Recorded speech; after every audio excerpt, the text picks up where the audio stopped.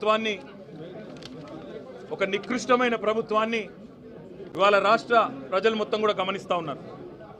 40 రోజులుగా చేయని తప్పుకు ఏ తప్పు చేయకపోయినా కేవలం తమ భూమి తమకే ఉండాలని కోరుకున్నందుకు తమ భూమిని ప్రభుత్వం గుంజుకుంటుంటే ప్రతిఘటించినందుకు మా భూమి మేము ఇయ్యం అని చెప్పిన పాపానికి ఇవాళ కొడంగల్ నియోజకవర్గంలోని లగచర్ల గ్రామానికి సంబంధించిన గిరిజన రైతులు, దళిత రైతులు, బలహీన వర్గాల రైతులను గత 30 రోజుల పైచిలకు జైల్లో పెట్టిన నికృష్టపు ప్రభుత్వం రేవంత్ రెడ్డి ప్రభుత్వం.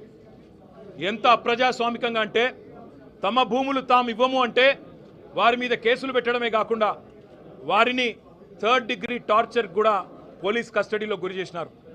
అక్కడ ఉండే ఎస్పీ గారికి వీడియో కాల్ చేసి వాళ్ళని కొడుతుంటే ఆయన అక్కడ తిరుపతి రెడ్డి గారు, ఎస్పీ గారు చూసి ఆనందించేలాగా కరెంటు షాకులు పెట్టి 3rd డిగ్రీ టార్చర్ చేసి వాళ్ళని హింస పెట్టింది రేవంత్ రెడ్డి ప్రభుత్వం. ఎంత నికృష్టమైన ప్రభుత్వం అంటే ముఖ్యమంత్రి సొంత నియోజకవర్గంలో రైతులు 35 రోజులుగా జైళ్లలో ఉంటే అది సబ్జెక్ట్ కాదట, అది చర్చనీయాంశం కాదట.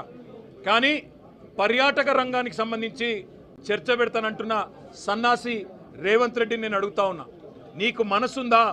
నీకు హృదయం ఉందా? నీ నియోజకవర్గంలో నిన్ను ఓటేసి గెలిపించిన ప్రజలు, నిన్ను ఓటేసి ముఖ్యమంత్రిని చేసిన ప్రజలు జైళ్లలో ఉంటే సిగ్గు లేకుండా పర్యాటక శాఖకు సంబంధించి నేనేదో చేస్తాను, పాలసీ పెడతానంటూ ముందుకొస్తున్నావే, సిగ్గుందా అని అడుగుతా ఉన్నా. అయినా నీ ప్రభుత్వం వచ్చిన తర్వాత 2 రకాల పర్యాటకం కొనసాగుతున్నది. ఒకటేమో ఢిల్లీ పర్యాటకం, ఎక్కే విమానం దిగే విమానం తప్ప 1 రూపాయి కూడా వచ్చింది లేదు. సంవత్సర కాలంగా ముఖ్యమంత్రి 30 సార్లు ఢిల్లీ పోయినాడు, మంత్రుల్లో 70 సార్లు పోయినారు. కానీ 100 సార్లు పోయినా 100 పైసలు కూడా తెలంగాణకు తేలేని సన్నాసులు ఈ కాంగ్రెస్ ప్రభుత్వం వాళ్ళు. అదే మాదిరిగా రెండో పర్యాటకం బాగా ఉంది, అభివృద్ధి చెందుతున్నది అంటే జైళ్ళ పర్యాటకం. ఎవరు ఈయన మీద మాట్లాడితే వాళ్ళని జైల్లో పెట్టాలా. ఒకవైపు మీరు చూస్తూ ఉన్నారు కొడంగల్ రైతులు జైల్లో 35 రోజులుగా. అదే మాదిరిగా సోషల్ మీడియాలో ఎవరైనా పోస్ట్ పెడితే జైలు. ఆఖరికి ఎల్ఎన్టీ లాంటి ప్రముఖ సంస్థ, అంతర్జాతీయ సంస్థ, దాని సిఎఫ్ఓ ఒక్క మాట అంటే మీ ఫ్రీ బస్ వల్ల మా రైడర్షిప్ తగ్గింది అంటే నిన్ను కూడా జైలుకు పంపుతాననే ఒక నియంతృత్వ పోకడ ఏదైతే ముఖ్యమంత్రి రేవంత్ రెడ్డి పోతా ఉన్నాడో ఆయనకు ఒకటే చెప్తా ఉన్నాం.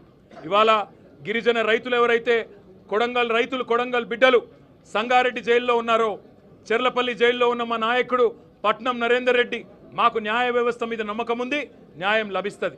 మేము శాసనసభ వేదికగా ముఖ్యమంత్రిని ఒకటే అడుగుతున్నాం, నీ అయ్య జాగీరా తెలంగాణ, నీ అయ్య జాగీరా కొడంగల్, భూమి ఇయ్యా, నా సొంత భూమి నేను ఇయ్యా అంటే జైల్లో పెట్టేందుకు ఎవరు నువ్వు? నియంతవా, రారాజువా, చక్రవర్తివా?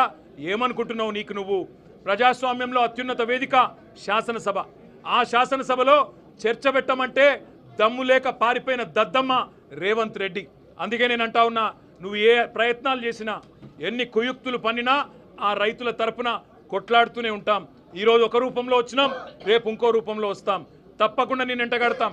మొన్న ఇక్కడికి మేము నీ అదానితో నీ దోస్తీని ఎండగడుతూ టీషర్ట్లు వేసుకొని వస్తే శాసనసభలో అడుగు పెట్టనీయలేదు. ఇవాళ లగచర్లలో జరిగిన దాని మీద చర్చ పెడదాం రండి. ఈ అర్ధరాత్రి అరాచకాలు ఏంది? ఎందుకు ఆ గిరిజన ఆడబిడ్డలను దౌర్జన్యం చేసి భయపెట్టే ప్రయత్నం చేస్తున్నావు?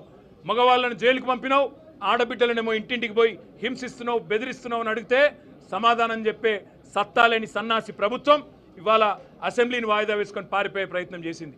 మేము మీ ద్వారా, గౌరవ మీడియా మిత్రుల ద్వారా కూడా రాష్ట్ర ప్రజానికానికి, ముఖ్యంగా కొడంగల్ ప్రజలకి మేము ఒకటే చెప్పదలుచుకున్నాం, మీ తరపున మేమున్నాం, మీ తరపున కేసీఆర్ గారు ఉన్నారు.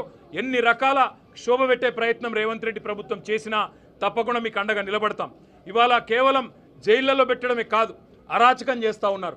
ఈరోజు కూడా లగచర్లలో ఫార్మా విలేజ్ అనే ప్రతిపాదనను వెనుకకు తీసుకున్నట్టుగా తీసుకొని మరొక వైపు పారిశ్రామిక కారిడార్ పేరిట భూములు గుంజుకునే ప్రయత్నం చేస్తూ ఉన్నారు. అక్కడ ఉండే కుటుంబ సభ్యులను, రైతుల కుటుంబ సభ్యులను బెదిరించే ప్రయత్నం చేస్తూ ఉన్నారు. ఇంకా కొంతమంది ఎవరైతే పరారీలో ఉన్నారో వారిని ఇంకా కూడా వేధిస్తూ ఉన్నారు, వారి కుటుంబ సభ్యులను బెదిరిస్తూ ఉన్నారు.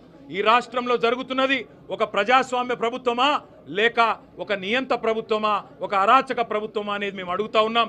శాసనసభ వేదికగా తప్పకుండా ఈ ప్రభుత్వాన్ని నిలదీస్తాం, నిజాలు బయటికి వచ్చేంత వరకు ఈ లగచర్ల ఎందుకు జరిగింది, అసలు అనుముల తిరుపతి రెడ్డి కనుసన్నల్లో అక్కడ పోలీసులు ఎందుకు నడుస్తున్నారు, అనుముల తిరుపతి రెడ్డి కనుసన్నల్లో అక్కడ అధికారులు ఎందుకు పనిచేస్తున్నారు, ఒక రాజ్యాంగేతర శక్తిగా రేవంత్ రెడ్డి అన్న అనుముల తిరుపతి రెడ్డి అక్కడ ఎట్లా ఊరేగుతున్నాడు 200 మంది పోలీసులను పెట్టుకునే విషయాన్ని రాష్ట్ర ప్రజల దృష్టికి తప్పకుండా తీసుకొస్తాం. కొడంగల్ రైతన్నలకు, కొడంగల్ గిరిజన బిడ్డలకు మేము ఒకటే విజ్ఞప్తి చేస్తా ఉన్నాం, న్యాయస్థానం మీద తప్పకుండా మనందరికీ విశ్వాసం ఉంది, న్యాయం లభిస్తుంది. ఇప్పటికే మీరు 35 రోజులు శిక్ష అనుభవించినారు, మీకు తప్పకుండా న్యాయం లభిస్తుంది, మీరు భయపడవద్దు. కేవలం కొడంగల్ ఒకటే కాదు, ఇవాళ మా జహీరాబాద్ ఎమ్మెల్యే మాణిక్రావు గారు చెప్తా ఉన్నారు, అక్కడ న్యాల్కల్లో కూడా గొడవ జరుగుతూ ఉంది, అక్కడ కూడా రైతులు మేము భూములు ఇవ్వమంటున్నారు, కానీ అక్కడ కూడా బలవంతంగా గుంజుకునే ప్రయత్నం జరుగుతూ ఉంది. అసలు ఈ పరిస్థితి ఎందుకు వచ్చింది ప్రభుత్వం ఆలోచన చేసుకోవాలి. 14,000 ఎకరాలు గత ప్రభుత్వం సేకరించి పెడితే దాన్ని రద్దు చేసి తిరిగి రైతులకు ఇస్తామని చెప్పింది మీరు, ఫార్మాసిటీ వద్దని చెప్పింది మీరు, ఫార్మాసిటీ రద్దు చేస్తున్నాం రైతులకు భూములు ఇస్తాం అని ఆనాడు కందుకూరులో యాచారంలో తిరిగి చెప్పింది మీరు. ఇవాళ ఇటు హైకోర్టును మోసం చేస్తున్నారు, అటు రైతులను మోసం చేస్తున్నారు, జైళ్లలో పెట్టి వారి కుటుంబ సభ్యులను బెదిరించే అప్రజాస్వామిక పనులు చేస్తూ ఉన్నారు. తప్పకుండా మీ భరతం రాష్ట్ర ప్రజలు పడతారు, ముఖ్యంగా రాష్ట్ర రైతులు పడతారు. అప్పటిదాకా తప్పకుండా మీ తరపున బీఆర్ఎస్ పార్టీ పోరాడుతూనే ఉంటుంది. వీళ్లకు రైతులకు జరిగిన అన్యాయాన్ని సరిదిద్దేదాకా, పెట్టిన అక్రమ కేసులు ఉపసంహరించుకునేదాకా, రైతులకు బేషరతుగా ముఖ్యమంత్రికి క్షమాపణ చెప్పి వదిలేదాకా, జైలు నుంచి విడుదలయ్యేదాకా వారి తరపున మా పోరాటం కొనసాగుతూనే ఉంటుంది. తప్పకుండా శాసనసభ జరిగినంత కాలం ఈ అంశం